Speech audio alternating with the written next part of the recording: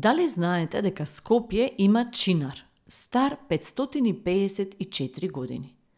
Чинарот е импресивен, со височина од 18 метри, диаметар 1,3 метри и обем 7,3 метри. Чинарот расте во Гази и Сабеговата џамија Скопје. Станува збор за Платанус ориенталис, односно платан, чинар или јавор, кој е заштитен од 1993 година. Дали знаете дека на 19 јули 1799 година, во текот на походот на Египет, група војници на Наполеон го пронашле каменот од Розета, што му овозможило на познатиот француски научник Шамполион да ги дешифрира хиероглифите.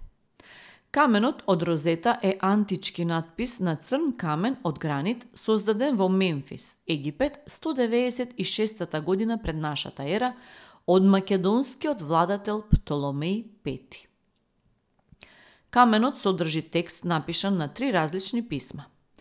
Каменот од Розета е однесен во Англија, каде што и ден денес се наоѓа и представува еден од најпознатите експонати на Британскиот музеј во Лондон.